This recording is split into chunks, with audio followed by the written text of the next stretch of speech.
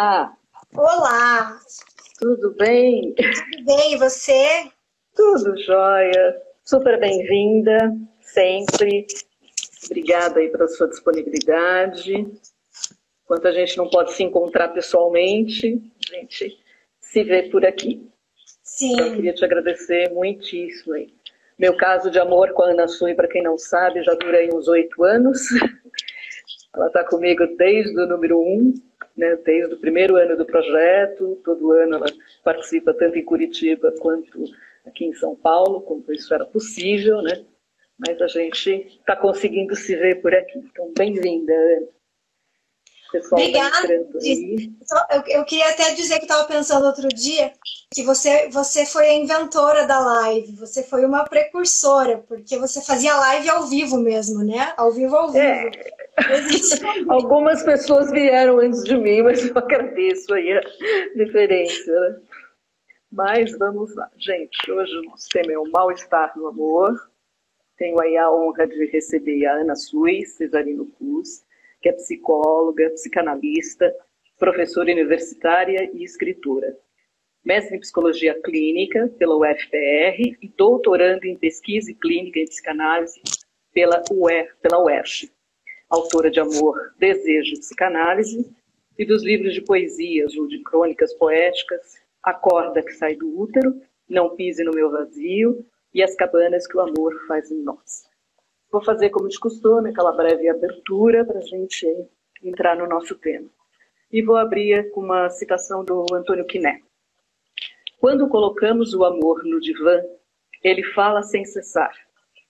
E ao falar, ele vai se escrevendo em narrativas, contos, tragédias e comédias, por onde se perfilam mágoas, ódios, saudades, e desfilam os rios de lágrimas, os risos de graças, os lençóis manchados e os batons desbotados. E o sujeito vai historizando seus amores em suas ficções, passando e repassando as velhas roupas e as deixa lá no armário da memória, para daí em diante poder viver, como diz Lacan, um amor sem limites. Fecho aspas. Amar é demandar amor. Quem ama quer ser amado. Lacan vai responder no seminário 8, a transferência, que o milagre do amor se produz porque essa é a via de acesso ao ser do outro. Mas o que seria o mal-estar no amor? Quais seriam os enlaces e os desenlaces do amor?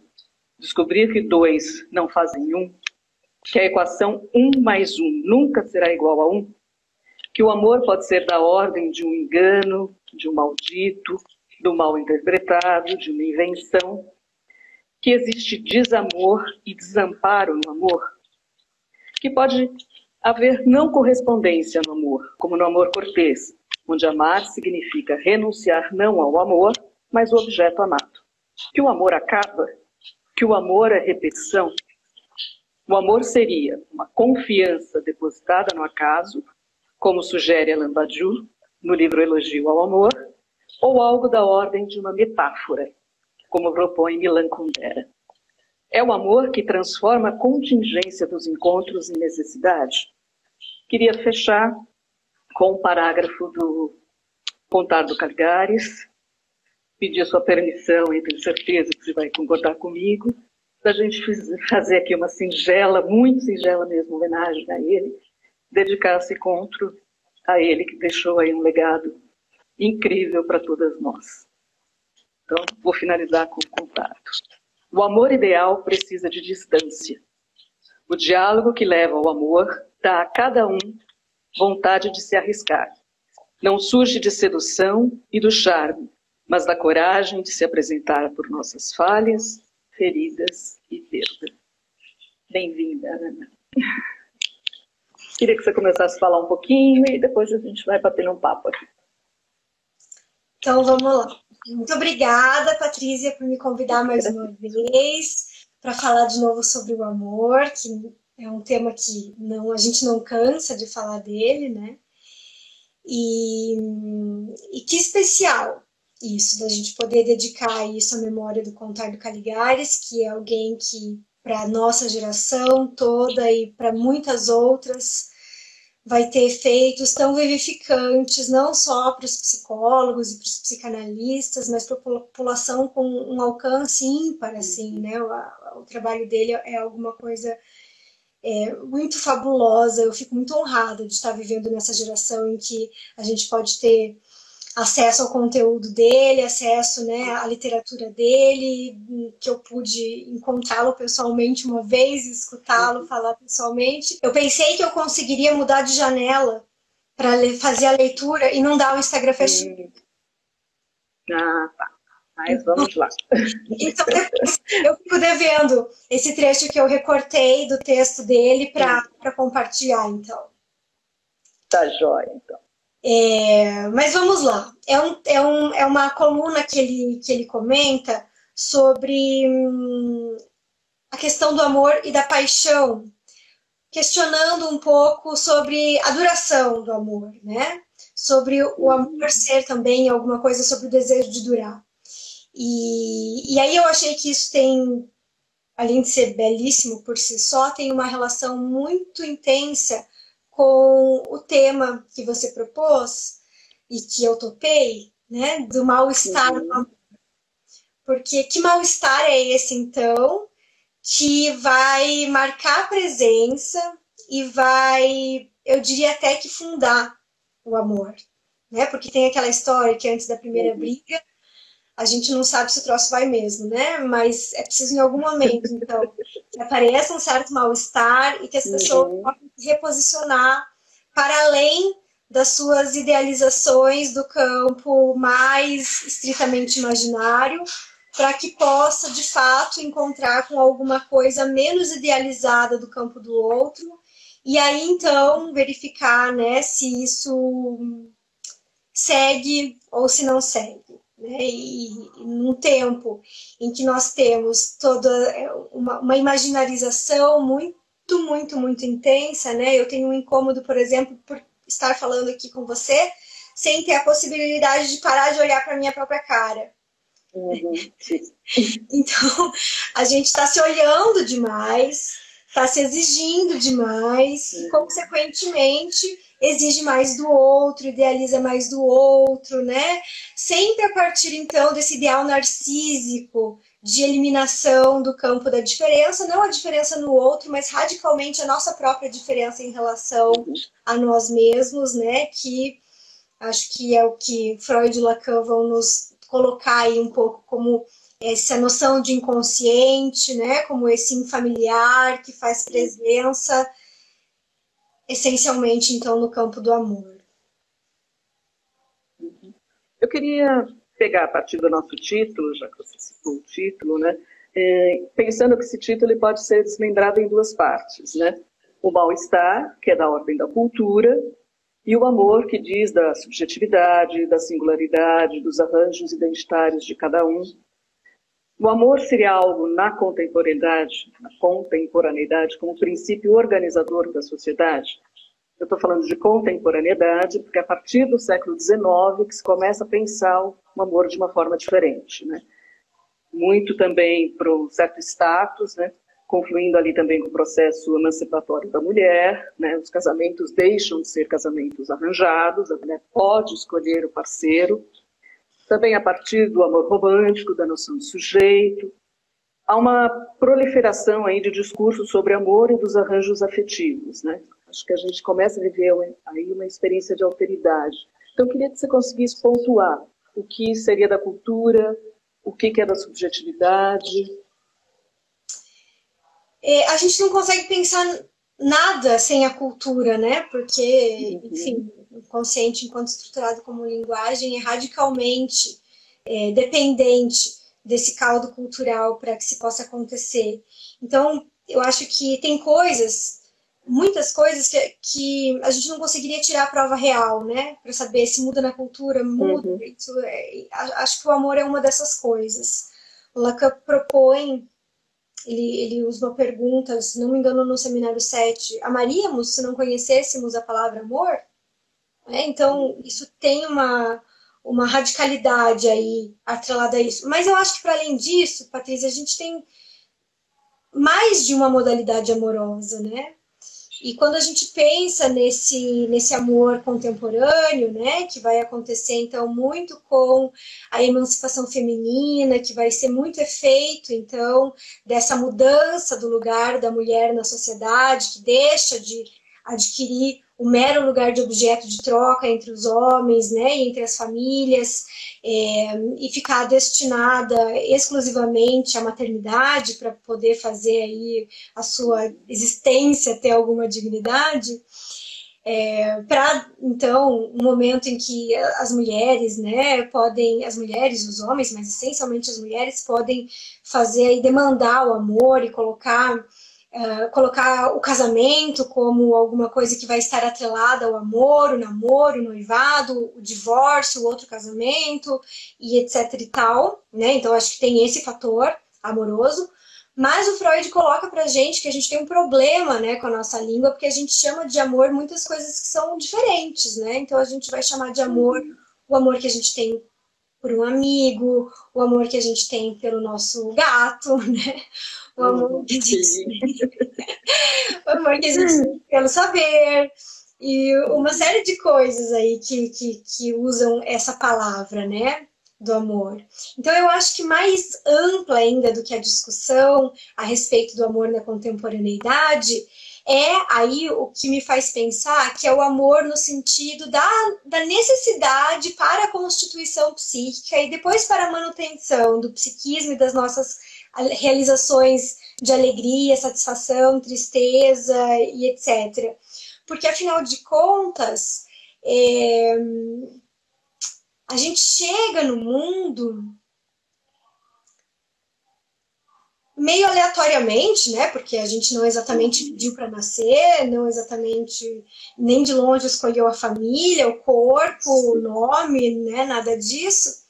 Mas a gente fica nisso por algum motivo.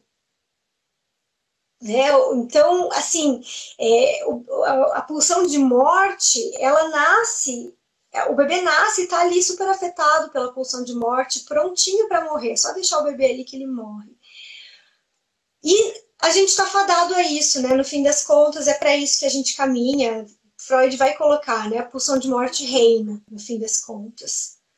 Mas tem alguma coisa que faz um desvio nisso.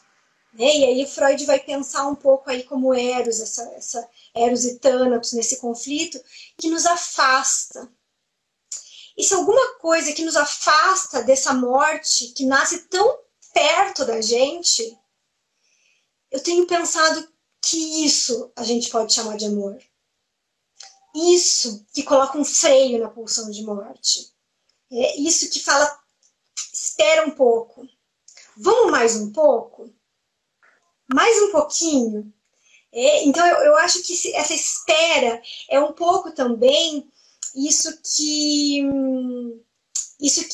está relacionado ao que eu falava ali, ao que eu me referia no texto do Caligares, sobre a questão da duração do amor. Então, a gente vive num tempo em que a gente pouco quer saber do amor e muito quer saber da paixão.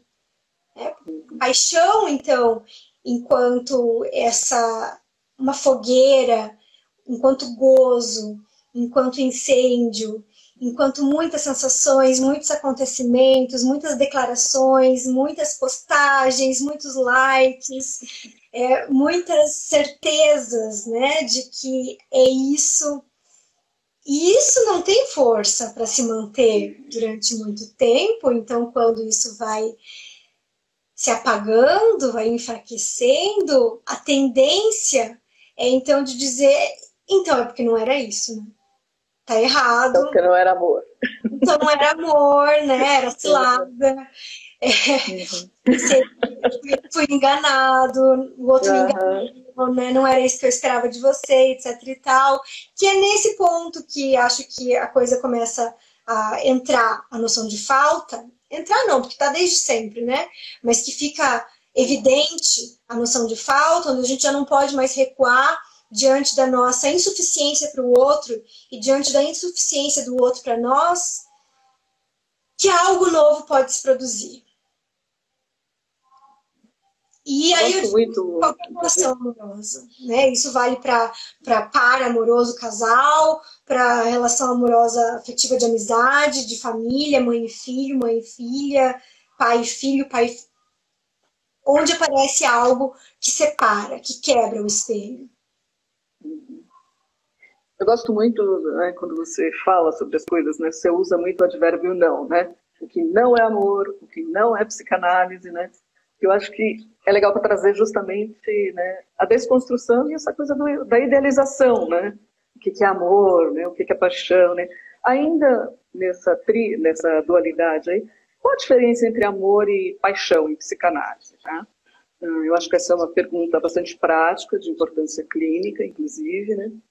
A paixão ela poderia ser pensada como indício ou algo como uma novidade que apontaria para a lógica dos encontros amorosos. A gente poderia pensar a paixão como um traço inicial. A paixão seria aí algo alienante, da ordem do imaginário. Freud diz que o apaixonamento implica no rebaixamento cognitivo. O amor seria um segundo capítulo, né? Um deslocamento da paixão para outro fim. E aí a gente começaria a entrar nas demandas.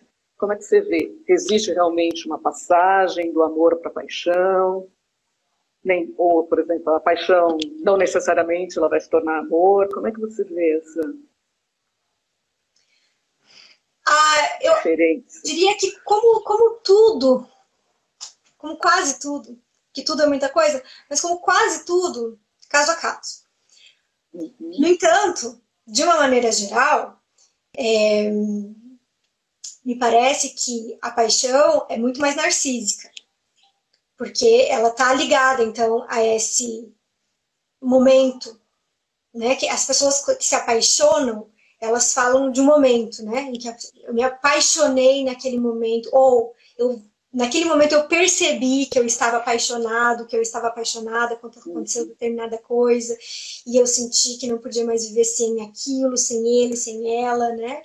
Então, isso está atrelado a um ideal narcísico muito potente, de que agora eu sou alguma coisa para o outro é alguma coisa para mim, e o meu eu, então, a minha imagem de eu, ela está recoberta. No texto sobre o narcisismo, o Freud, no finalzinho do texto, no último ou no penúltimo parágrafo, ele faz uma pequena crítica à cura pelo amor, né? A cura pelo amor no sentido de a pessoa que está ali, né, adoecida do seu sofrimento neurótico, vai buscar uma análise, encontra um amor, se sente melhor, interrompe a análise, né? Porque o amor tem esse efeito, de fato, de apaziguamento das questões que a gente se restabelece narcisicamente por essa via do apaixonamento, né? Agora a vida tem sentido, agora as coisas são bonitas, né? Agora, ou não são, mas são muito menos piores do que estava, eu me sinto melhor comigo, ali onde eu perdi narcisismo de um lado, eu restabeleço na relação com o outro, né? Então tem esse efeito narcísico. Mas o Freud faz essa pequena crítica porque ele coloca assim que o sujeito então fica aí numa posição de dependência do outro, né? Então essa posição da paixão e a posição do amor idealizado, do amor romântico, né? De que o outro me completa, de que eu completo o outro, então sem outro quem sou eu? E aí a gente vai cair nesse, né, chavão do Lacan, nesse aforismo lacaniano de que não há relação sexual, porque a coisa não para de dar notícias de que não é, de que o outro não é o que você queria que fosse, o outro não é o que você está pensando, você não é o que você queria que você fosse, você não é o que o outro queria que fosse. Então esse constante mal-estar, ele se faz presente no amor, esse mal-estar se faz constantemente presente no amor, levando muitas vezes a gente a recuar disso, né? E pensar, bom, muito difícil, porque é muito trabalhoso.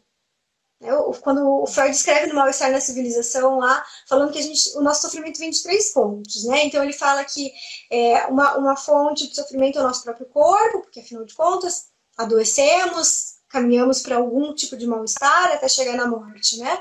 O segundo do mundo externo, porque de repente vem um troço, vem uma pandemia, vem algum terremoto, né? Alguma coisa que a gente não tem como fugir do mundo. E o terceiro seria o relacionamento entre as pessoas. E aí eles questionavam por que do relacionamento entre as pessoas, que a única coisa da qual a gente poderia recuar, a gente, que não dá para fugir do corpo, não dá para fugir do mundo, mas as pessoas supostamente dariam. Mas por que a gente não recua diante disso? E não só a gente não recua, como a gente se funda nisso. Então, como é que a gente recuaria disso, que é, na verdade, o nosso habitat? O outro.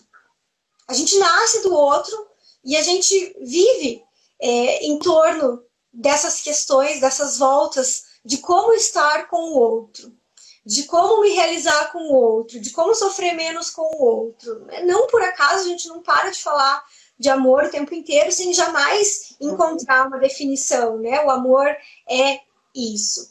Porque o amor nunca é isso. O amor é sempre aquilo que está escapulindo e que o que me faz pensar, que é mais perto do que a gente pode pensar que seria o amor, é a vontade de continuar indo atrás desse negocinho que está sempre escapulindo. E é porque o negocinho está sempre escapulindo que o amor pode existir, então, porque a gente está indo. Mas se o negocinho parar, se o negocinho cair, se o negocinho... ou se a gente de fato conseguir capturar o negocinho, acabou. Acabou o movimento. Amor é movimento. Mulheres amam diferente dos homens. Como pensar amor, desejo e gozo na partilha dos sexos? Essa diferença sexual que marca o campo do feminino e do masculino e que logicamente se impõe aí na maneira dos sexos se relacionarem, o que dizer dessa assimetria na vida amorosa? Dessa dissimetria, né? Dissimetria, você vê. Eu acho que Lacan ajuda muito a gente a pensar essa questão sem cair na grande cilada que é dividir o mundo como homens e mulheres, quando ele vai falar das posições discursivas em relação ao gozo, né? Porque se a gente... E é difícil, porque a linguagem prega a peça, então de repente a gente está falando de novo homens e mulheres, né? O que é uma coisa que não é disso que se trata, né? E Freud também cai nessa cilada, que ele sabe que é uma cilada, porque ele escreve mais de uma vez, em mais de um texto dele, que a gente não conhece a diferença sexual no psiquismo, né? Que no inconsciente não existe isso não alcança, né? Essa noção da diferença sexual. Então, quando ele vai falar, ele até fala, né, no texto, as consequências psíquicas da anatomia, da diferença anatômica, né? Então, não é a diferença anatômica em si, mas as consequências psíquicas que isso produz. Ou seja, quando a gente fala, né, então, de homem, a gente não está se referindo necessariamente às pessoas que têm um pênis ou às pessoas que têm lá o gene XY. E quando falamos de mulher, não estamos necessariamente, mas podemos estar, né, nos referindo às XX ou às que fazem XX sentada, né? Enfim, não é disso que se trata. Mas se trata muito especificamente, então, dessa diferença. Por isso que se trata da dissimetria no campo amoroso. Porque o que funda um homem e uma mulher, o que funda o masculino e o feminino, é justamente essa inscrição da diferença, né? Então, claro que é uma diferente. Assim como não tem duas pessoas que amam igual, assim como uma mesma pessoa não ama duas pessoas igual. As mães que têm vários filhos, elas dizem, eu amo vocês todos igual, meus filhos. Vai ter mentira, não tem como amar duas pessoas igual. É claro, elas querem dizer que elas, né, têm a mesma intensidade, né, etc e tal, mas é diferente. O amor se funda na relação com o outro e não existe a priori. Então, cada vez que a gente vai ter algum tipo de encontro amoroso, essa coisa vai renascer, vai se reinventar e vai se reinventar a partir da reinvenção ao infinito, né? Mas o que Lacan nos propõe com relação a essa diferença, né, em relação ao gozo fálico e ao gozo não todo, que daí a gente pode pensar em relação ao homem e à mulher, né, mas eu prefiro me referir ao gozo para não cair nessa cilada, seria então que do lado do gozo fálico a coisa está mais recortada. Consequentemente, por estar mais recortada, mais localizada, ela tem um limite, um começo, um meio e um fim, e, consequentemente, pode ser mais bem relacionada ao sexo em si. Enquanto que do lado do gozo não todo, é um gozo para além do fálico, né?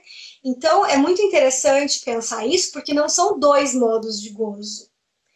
É um modo de gozo e alguns sujeitos que atravessam esse limite do gozo fálico, né? Indo para o gozo não todo. E é ali que o Lacan vai localizar, então, o gozo feminino.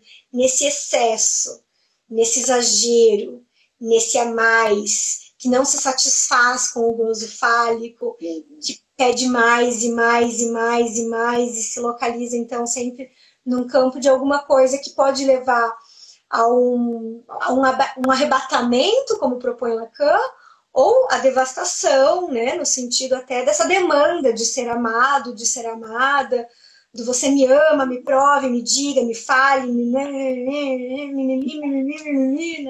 ao infinito. O que você acha que é isso, por exemplo, de pedir provas de amor?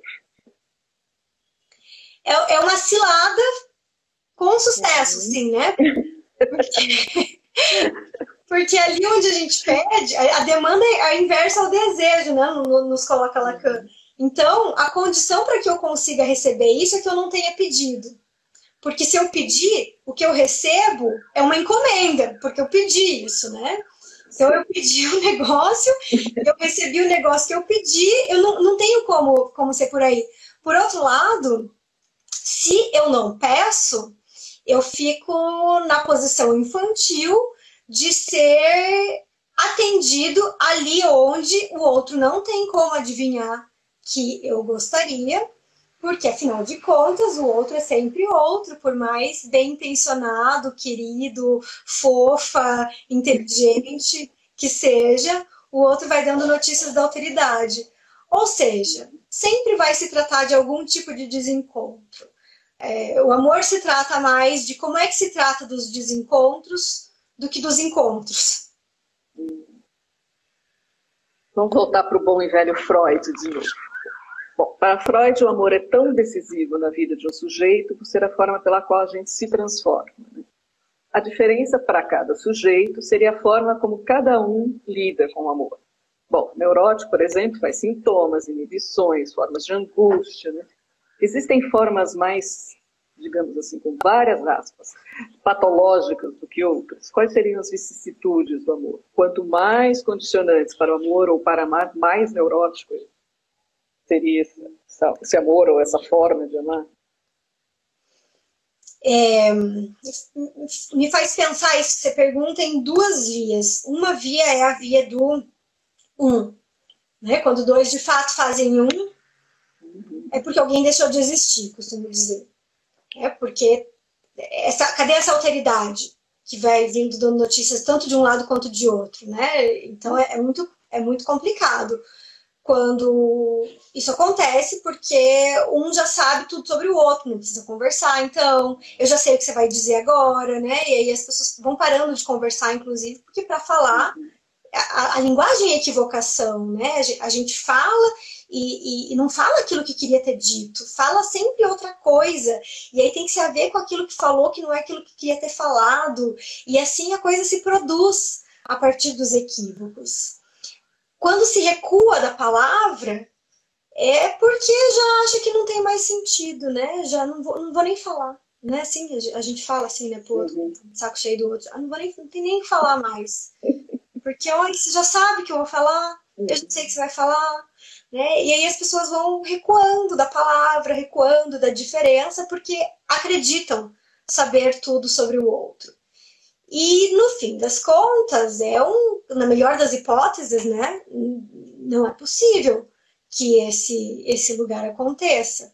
Quando as pessoas se separam e elas dizem que você só conhece uma pessoa quando você se separa dela, né? Porque a pessoa que você se casa, namora, se junta, se apaixona, ela se torna outra numa separação. É claro, porque a experiência de viver um luto se trata de retirar as lentes do amor para poder ver a partir de um outro lugar. Então, se pudesse ver o outro como eu, não amaria. O amor é um equívoco fundamental para que a gente possa amar as pessoas. Então, se a gente retira esse equívoco, alguém fica puramente objetalizado, né? Então, ou os dois ficam puramente objetalizados nessa relação, e aí é angústia, é sintoma, é violência muitas vezes, porque a diferença, o desejo, que são o que dá dignidade para o amor, desaparecem. E um segundo ponto que me leva a pensar a sua questão é no sentido das defesas em relação ao envolvimento amoroso. Então, eu me preparo tanto para... Eu pauto tanto minha vida por essa idealização, pela fantasia, pelo desejo de, por todas essas construções imaginárias, que encontrar alguém, aprofundar a relação com alguém, é necessariamente perder isso tudo. Né? E no mundo em que a gente tem tantas ofertas de tantas coisas, a gente também tem a sensação de que as pessoas são mercadorias e que escolher uma pessoa ou outra pessoa é perder todas as outras, e é. Né? Então, o amor é, sobretudo, uma experiência de decisão em relação à sustentação da falta. A gente espera demais do amor, né? Já dizia Cazuza, o nosso amor a gente inventa. E quando o amor acaba? Se vai do amor à indiferença? O que a gente pode dizer sobre o luto no amor? O problema não é quando o amor acaba, o problema é quando um monte de coisas já não funcionam e o amor continua. Né? Porque a experiência de luto é você ter que se haver com esse amor que ainda existe e as outras tantas coisas que são fundamentais ruíram. Isso não faz sentido na nossa cabeça. Não faz sentido. Porque na nossa fantasia amorosa, o amor garantiria as outras coisas. E como é que pode ter amor e não ter as outras coisas? Então, a experiência de trabalho de luto não se trata só daquela relação, mas se trata, sobretudo, da experiência da perda da fantasia amorosa. Então, não era isso o amor. Então, tem alguma outra coisa, né? Tem um ponto cego, tem alguma outra coisa que ficou de fora e que é fundamental, do que é que se trata, quem era essa pessoa, quem é essa pessoa, né? Por que me encantei por essa pessoa e não por outra, o que é que eu tenho a ver com isso? E é uma experiência de artesanal, né? De refazer toda a história com aquela pessoa a partir de um outro ponto, que não é mais o ponto em que você viveu, né? Então, é de transformar uma história em uma outra história. É de se transformar da pessoa que você viveu ao lugar em que você é agora, e que não viveu. E aí, há interpretações superegóicas, né? Porque aí você tem muitas informações nesse ponto que você não tinha naquele momento, né? Sim. Então, você já é outra pessoa, né? E aí, como eu pude ser essa pessoa, né, que caiu nisso, né? Ou ainda, nesse momento, especialmente, em que a gente vê tantas pessoas perdendo tanta gente tão amada por um acontecimento terrível que tem levado tantas pessoas, como é que a gente faz, né, para poder continuar amando alguém que já não está aqui, sem que a continuidade do amor não se reduza ao sofrimento? Então são muitas amarrações, é um trabalho sempre muito artesanal, amar, desamar, amar de outro ponto. Amar de outro jeito, né? E a repetição, amor, que é uma coisa frequente que a gente vê na clínica muito, né? A queixa de, não quero mais uma pessoa assim, aí arruma um outro parceiro ou parceira exatamente igual àquele que ela disse que não queria mais. E isso se repete no segundo parceiro, no terceiro, no quarto. O que é essa repetição? O que se repete aí, apesar de mudar aí o amado ou a amada? o clássico da neurose, né? Eu tenho dedo podre, dedo verde, sei lá o que das quantas, né? O signo, a lua, alguma coisa que não sou eu, porque não consigo reconhecer em mim, né? Que faz essas escolhas e que me leva, de certo modo, a uma satisfação inconsciente lá onde eu não a reconheço. Então, o que leva?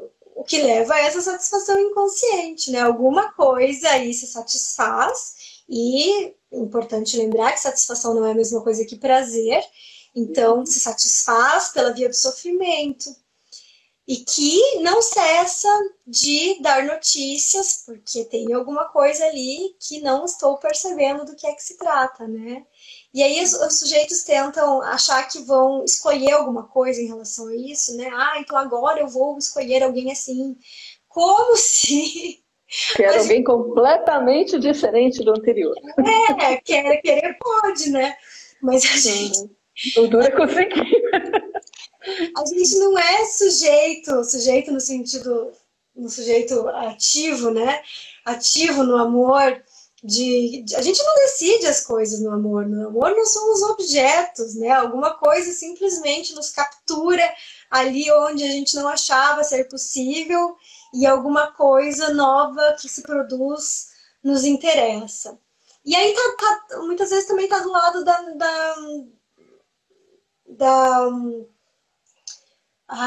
defesa que eu estava dizendo antes, né? Porque às vezes essas relações são justamente sempre iguais porque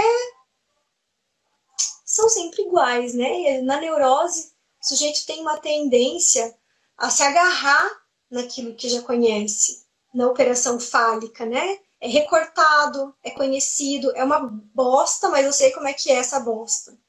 Então é melhor essa bosta do que um troço conhecido e que pode ser muito bom, mas pode ser mais bosta do que essa bosta. Então, para não correr o risco, né? Então, assim, é uma tentativa de evitar correr algum tipo de risco, melhor, né? Ficar por aqui mesmo, com esses mesmos padrões, esses mesmos tipos, ou com essa mesma pessoa, porque já que no fim das contas a relação sexual não existe mesmo, né? Não existe pessoa perfeita mesmo, né? Vamos ficar na zona de conforto, né? Exatamente, falar isso com um cinismo, né? Como se fosse alguma coisa que levasse a algo diferente ou um saber a mais, e ao contrário, né? E essa defesa, esse mais do mesmo, é isso, é mais do mesmo. É o famoso ruim com, pior sem, né? Sim. A gente ainda pode pensar o amor de uma forma dualista, por exemplo, o amor entre logos e patos, onde o logos é a palavra, a razão, a racionalidade, e patos, o afeto, a paixão. Será que, por fazer essa divisão, que o amor fracassa? Eu estou pensando aqui no dualismo também entre psíquico e somático, corpo e alma. Dá para a gente pensar nisso desta forma ainda?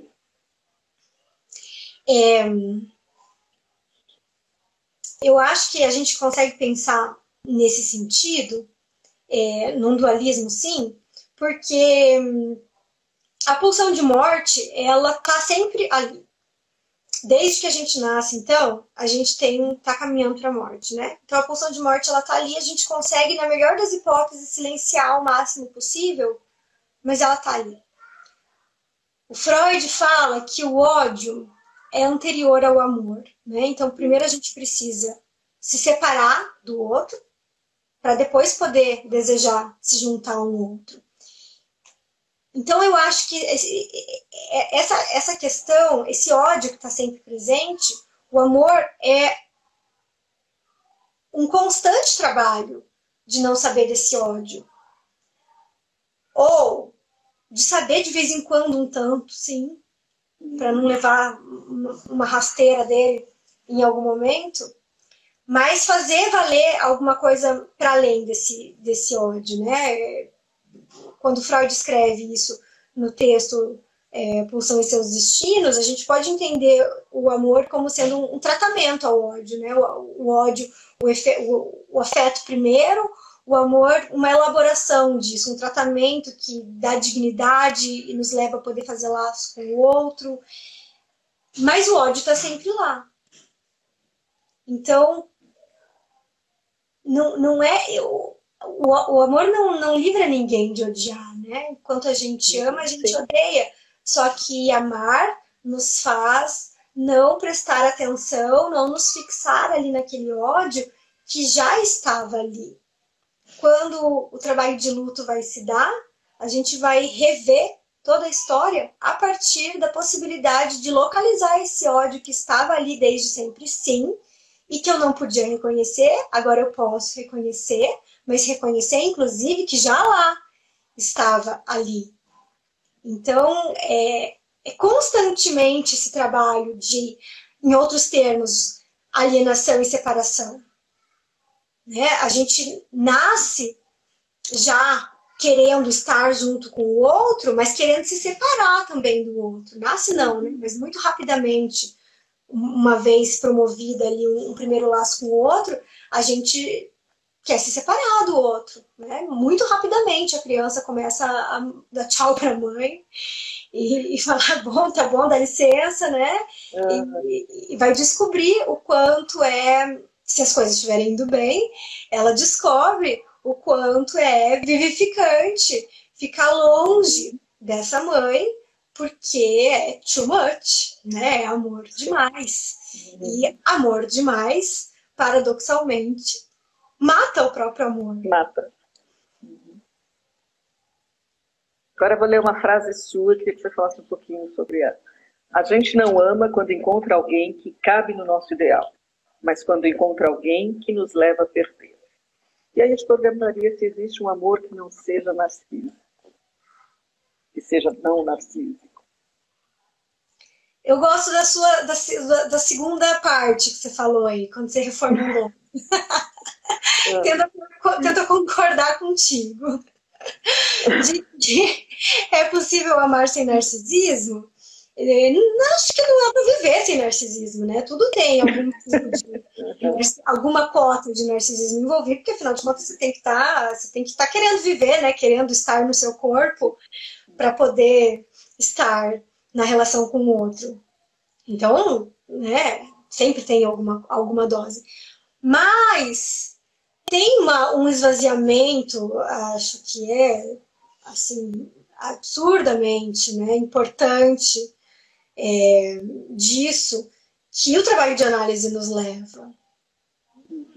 É um outro tipo de amor.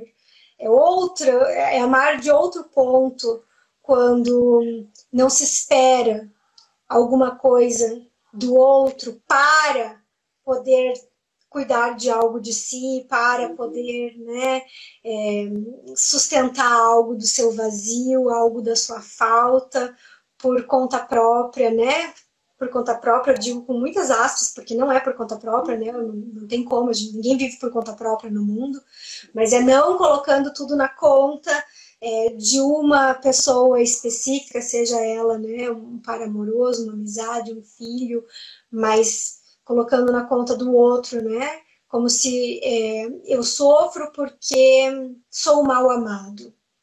É porque me amaram mal, é porque eu amo mal, e aí esse sofrimento neurótico, né, do sujeito que não consegue sair disso, porque não pode perder esse ideal de amor, né, a um ponto em que o ideal amoroso está perdido, né, a fantasia amorosa está perdida.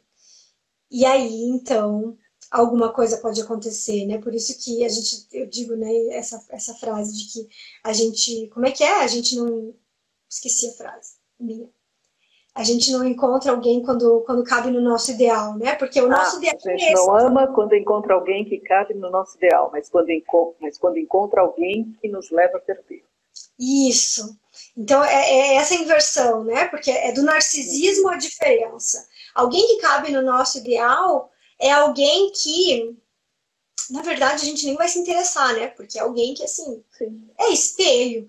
E a não ser que sejamos tão narcísicos, assim, a ponto de amar, de fato, o espelho, em geral, não é disso que se trata a coisa. Porque a gente não sabe, né? A gente, estou dizendo assim, no sentido neurótico amplo. A gente não sabe, mas a gente se interessa pela falta.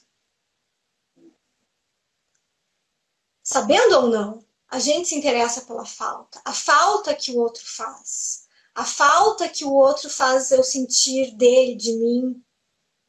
Porque a falta é o buraco do desejo que dá dignidade para o amor, que abre para uma alteridade, que abre para um campo de mistério, que abre para um campo de uma possibilidade de inventar alguma coisa. E isso é perda de ideal. Porque não tem a ver com aquele ideal infantil de se completar daquilo que supostamente está faltando. Bom, eu vou fazer mais uma última pergunta aqui, vou abrir os comentários para ver se alguém tem perguntas. Eu sei que estão me mandando aqui, mas eu não consigo olhar agora, gente. Mas já eu abro os comentários aqui. A gente pode pensar o amor como um mito, tendo em vista que o mito é uma ficção estruturada com valores de verdade. O que se sabe sobre o amor é uma verdade não toda? Estou pensando aqui no amor cortês, né, como um amor impossível, onde o amor da dama apresenta-se sob a forma de um objeto sempre perdido, onde essa dama o aceita como amante, mas não como amado.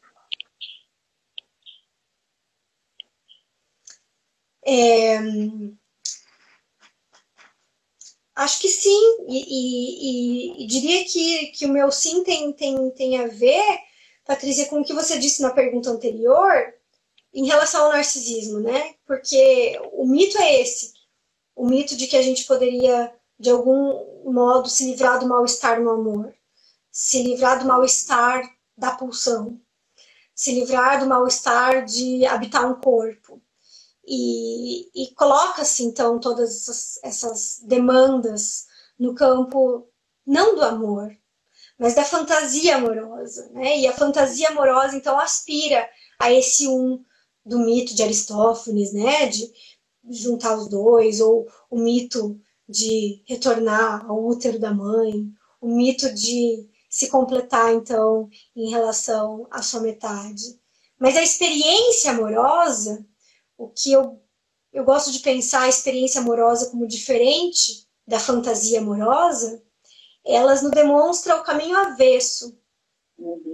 Né? É só a partir de uma separação que dá para desejar ficar junto. Mas desejar ficar junto não é ficar junto de verdade. Por isso que o amor cortês é uma coisa que funciona muito bem, né? Por isso que os amores platônicos são uma coisa que funcionam muito bem, ao ponto do sujeito se apaixonar tanto pela ideia que recua da experiência em si. Porque nós somos apaixonados pela fantasia amorosa. Muito mais do que pela experiência do amor. E para a gente trazer um pouquinho a coisa para a contemporaneidade, o que você acha das relações amorosas, né, dos aplicativos? Queria que você falasse um pouquinho sobre isso, né? Que é uma coisa que é recorrente na clínica também, né? Os Tinders da vida. Eu acho que é mais uma rua. É como se, pensando o mundo antes pandemia, né? Antes da pandemia, em que a gente ia à rua assim, sem nenhuma ressalva, e aí tem várias ruas. O aplicativo é mais uma rua. Você pode encontrar alguém no aplicativo que vá, né, produzir alguma coisa de uma experiência amorosa, como pode ser no mercado, como pode ser no posto de gasolina, como pode ser batendo carro, como pode ser na faculdade, pode ser lá também, né? Agora, há um fator complicador que é você tá distraído quando você tá ali na rua, na faculdade, no mercado. Então você tá disponível para ser afetado por alguma coisa, porque você está distraído, né? Tem um conto da Clarice Lispector que se chama Por Estarem Distraídos, né? E aí ela fala disso, você fica esperando o telefone tocar, ele não toca, né? Você fica esperando o negócio acontecer, não acontece. Agora, quando a gente deixa o telefone em casa, vai fazer outra coisa, aconteceram todas as coisas do mundo que você estava esperando a semana inteira, naquela meia hora que você ficou sem o negócio, porque, né? que é óbvio que isso é um efeito do nosso imaginário, não é disso que se trata. Mas é que quando a gente está esperando, a gente está muito atento, está excessivamente atento. Consequentemente, não está atento, porque está ali no modus operandi do julgamento, no modus operandi do esse sim, esse não. Esse sim, esse não, esse sim, esse não, esse não, esse não, esse não, esse tem isso, esse tem aquilo, esse tem isso. Então é muita opção, a gente não consegue escolher nem comida no cardápio quando tem muita opção. Trava lá, né? Trava porque não sabe o que quer e vai comprar um café, o cara vem com 15 tipos de café, falando é só um café, né? Então esse excesso da coisa deixa tudo banal. E aí é difícil de ter alguma coisa da ordem de uma experiência por causa da banalidade. Parece que tem tanto, tão descartável, tão substituível. Aí a gente cai lá na teoria do Bauman, né, dos amores líquidos. Que vai apontar para essa sociedade líquida, né, onde tudo é banal, morrer é banal, viver é banal, amar é banal, desamar é banal, tudo tanto faz. E a gente vai cair nessa vida vazia, né, que o Contardo Caligares criticava tanto esse ideal de felicidade, né, quando ele tem a frase tão famosa dele, né, do prefiro ter uma vida interessante. Então, é isso a experiência amorosa, né, é uma vida interessante, e uma vida interessante que não é uma vida qualquer, mas ela é uma vida, acho que nenhuma vida interessante é uma vida qualquer, mas é especialmente uma vida experienciada a partir do dois. Tem esse livro que você citou, né, do Badiou, do Elogio ao Amor, que eu amo muito, sempre recomendo.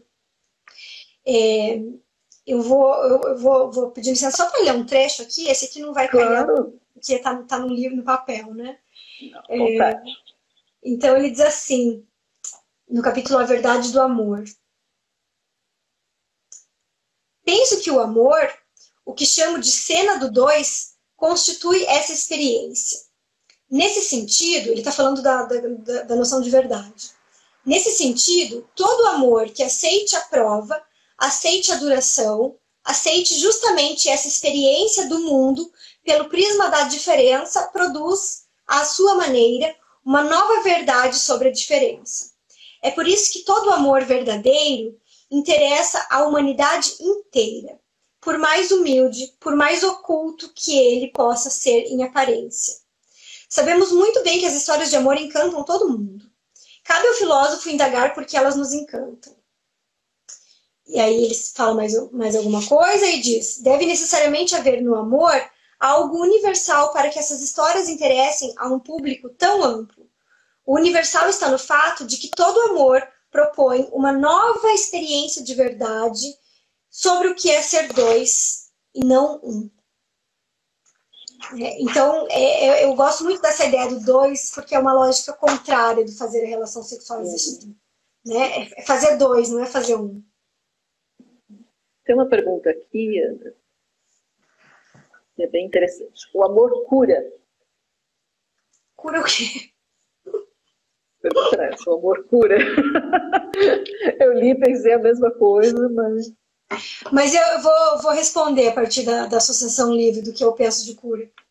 Quando fala o amor cura, eu penso nesse sentido da cura que a gente costuma atribuir na psicanálise, fazendo uma relação à cura do queijo, né? De não ser, então, sim, uma noção de cura psicopatologizante, como se eu pudesse me livrar de ser quem sou, mas como pudesse extrair, pudesse apurar e chegar num ponto mais interessante, para usar a palavra do Contardo, do que se era até então.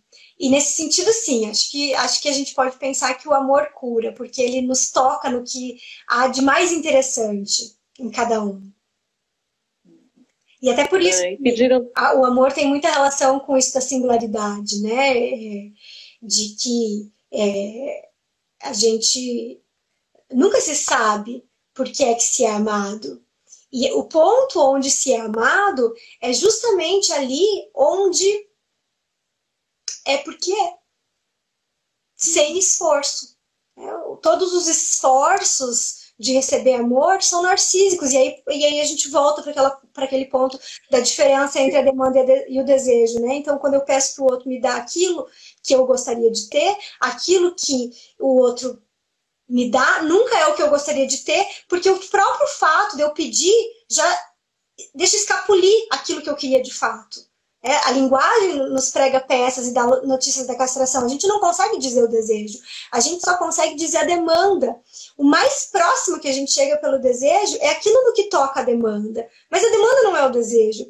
Então, pedir para o outro que o outro me dê alguma coisa que eu não sei pedir porque escapa é uma cilada.